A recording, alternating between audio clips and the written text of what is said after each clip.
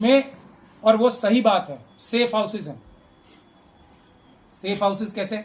जैसे प्रधानमंत्री का घर है, उसमें कोई रेड नहीं कर सकता, ठीक है। जो हमारे मंत्री हैं, कैबिनेट मिनिस्टर्स हैं, उसमें कोई भी एजेंसी, सुरक्षा एजेंसी रेड नहीं कर सकती। चीफ मिनिस्टर साहब हैं, उसमें तो आजकल फिर भी हो जाती है, लेकिन फिर भी बिना परमिशन के रेड नहीं हो सकती। जजेस जो हैं, उनके ऑफिस में भी रेड नहीं हो सकती, कोई कार्रवाई कानूनी हो ही नहीं सकती। तो ये सेफ हाउसेस बन गए। अब ये सेफ हाउसेस होना इनका बहुत आवश्यक है संवैधानिक व्यवस्था को बनाने के लिए, देश में इंसाफ बराबरी बनाने के लिए, देश में संविधान का बोलबाला रखने के लिए। लेकिन अगर इस ताकत का मिसयूज भी हो सकता है, उसी लिए अगर किसी ऐसे व्यक्ति को जिसको संवैधानिक सुरक्षाएं बहुत ज्यादा प्राप्त हैं, किसी भी ऐसे ऑफिस को, तो उस ऑफिस के ऊपर इतना सा भी शक और शुबे की भी गुंजाइश हो ही नहीं सकती। ये इंश्योर करना हमारे सिस्टम की जरूरत है। तो जजेस इसी प्रकार की एक कैटेगरी में आते हैं। ना उनके ऑफिस में रेड हो सकती है, ना उनके खिलाफ एफआईआर हो सकती है। हाई कोर्ट और सुप्रीम कोर्ट के जजेस तो ऐसा नहीं है एफआईआर नहीं हो सकती, लेकिन एकदम एफआईआर नहीं हो सकती, चीफ जस्टिस से परमिशन लेनी पड़ती। तो ऐसी जब एक व्यवस्था बनी हुई है, तो जो व्यक्ति ईमानदार है भी, उसको भी दबाव डाल के, क्या उसके यहाँ कोई अच्छी बुरी चीज नहीं रखवाई जा सकती? मैं एक डीसीपी और एक सब इंस्पेक्टर का एग्जांपल देता हूं, मैंने कल भी दिया। अगर एक सब इंस्पेक्टर को डीसीपी साहब कहेंगे ये एक बैग है, जरा तुम चुपचाप अपने घर में रख लो, क्या वो सब इंस्पेक्टर साहब मना कर सकते हैं उसे? तो अगर किसी जज को किसी राजनीतिक व्यक्ति ने बनवाया था अपने दबाव से, अपनी रसूख से, तो क्या वो ये दबाव नहीं बना सकता कि ये सेफ हाउस का प्रयोग मुझे करना है? क्या कोई सुपीरियर जज इस सेफ हाउस की तरह प्रयोग नहीं कर सकता? ये एक एस्पेक्ट है।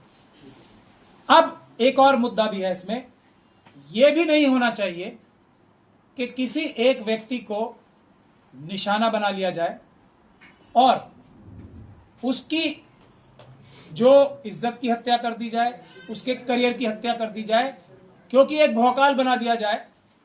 यह भी नहीं होना चाहिए। और इन दोनों चीजों का बैलेंस होना चाहिए। और वो बैलेंस कैसे होगा? वो बाबा साहब डॉक्टर भीमराव अंबेडकर को हमें बार बार सलाम इसलिए करना चाहिए क्योंकि उन्होंने ऐसा संविधान बनाया है जिसमें हर एक व्यक्ति के साथ ऑडी ऑल्ट्रम पाल्ट्रम की जो बात है ना, वो जरूरी है। किसी के खिलाफ भी एक्शन तभी हो सकता है जबकि उसको मौका दिया जाए अपनी सफाई पेश करने का।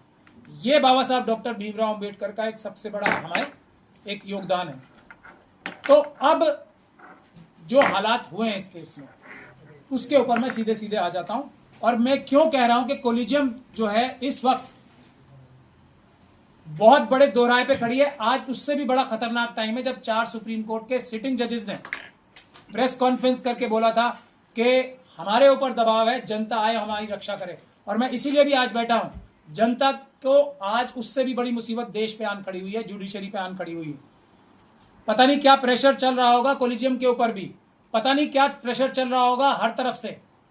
इसीलिए जनता को जागरूक होकर अब सड़कों पे आना पड़ेगा। सुप्रीम कोर्ट के बाहर भी, दूसरी अदालतों के बाहर भी किसी भी प्रकार का अन्याय नहीं होना चाहिए और किसी भी प्रकार का भ्रष्टाचार भी नहीं होना चाहिए।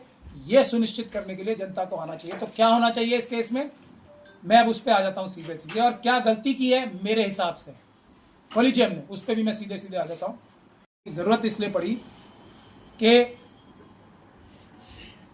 इस खतरे को कम करने के लिए कोई कुछ नहीं कर रहा है।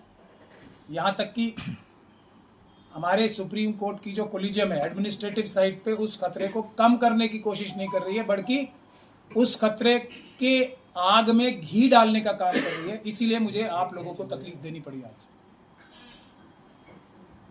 देखिए, भारत की जुडिशरी में करप्शन कोई नई चीज नहीं है, ये सब बोलते हैं, मैं भी कोई नई बात नहीं बोल रहा हूं। लेकिन मैं जो नई बात बोलता हूं वो ये है, मैं ढक छिपके या लाग लपेट करके बात नहीं करता हूं। पिछले 11 साल में, उससे पहले भी था, लेकिन पिछले 11 साल में हालात ये हो गए हैं कि मुट्ठी भर जजेस ईमानदार बचे हैं पूरी तरह से, जिन्हें ईमानदार कहा जा सकता है, मुट्ठी भर उंगलियों पे गिने जा सकते हैं, चाहे वो कोई भी देश का हाई कोर्ट हो, चाहे वो हमारे देश का सुप्रीम कोर्ट हो, चाहे हमारे देश का डिस्ट्रिक्ट कोर्ट हो। ये पिछले 11 साल में हुआ है। इससे पहले भी करप्शन थी, बहुत ज़्यादा करप्शन भी थी, सब कुछ, राजनीतिक दबाव भी थे, सब कुछ था, लेकिन ये हालत कभी नहीं थी। और इस आपदा में भी अवसर आरएसएस और बीजेपी तलाश रही है। उसका एग्जाम्पल जगदीप धनखड़ साहब से मिल गया, उसका एग्जाम्पल जयराम रमेश साहब से मिल गया। उन्होंने ये करप्शन रोकने के लिए बात नहीं की, कोलिजियम सिस्टम के ऊपर हमला कर दिया। जयराम रमेश साहब ने भी, जिन्हें मैं तो साफ साफ तौर पे मशीनों की वजह से, चुनाव में चोरी करने की मशीनों की वजह से आरएसएस का स्लीपर सेल कहता ही हूं कांग्रेस पार्टी में, और धनखड़ साहब ने उनकी तारीफों के पुल बांध दिए।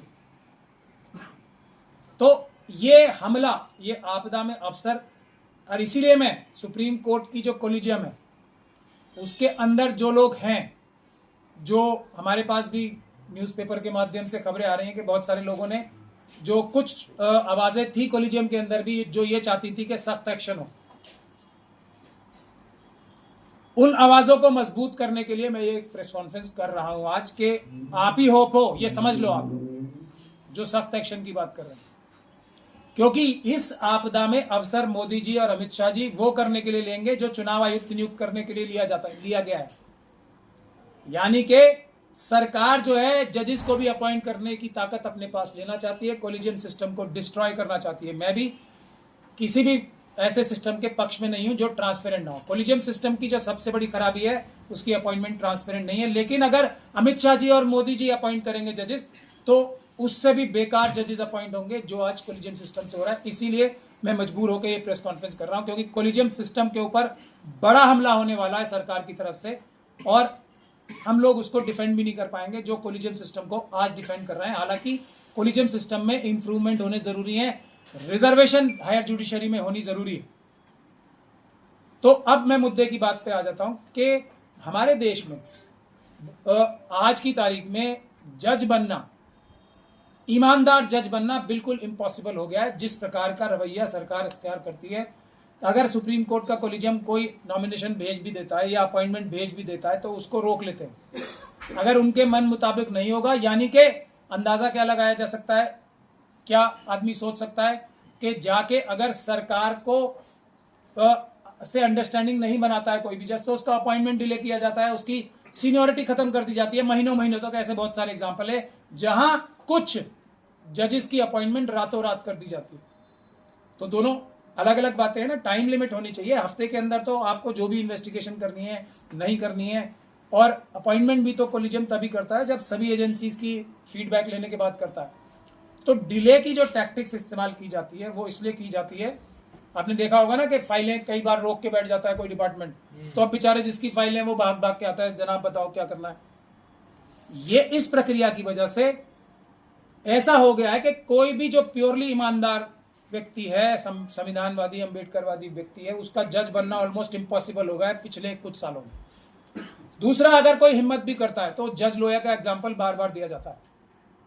इसके बावजूद भी कोई हिम्मत करता है तो जज लोया का एग्जाम्पल हमारे गलियारों में, कोर्ट्स के गलियारों में जजेस को जज लोया के बारे में बार बार याद दिलाया जाता है। तो ये हालत है। अब तीसरी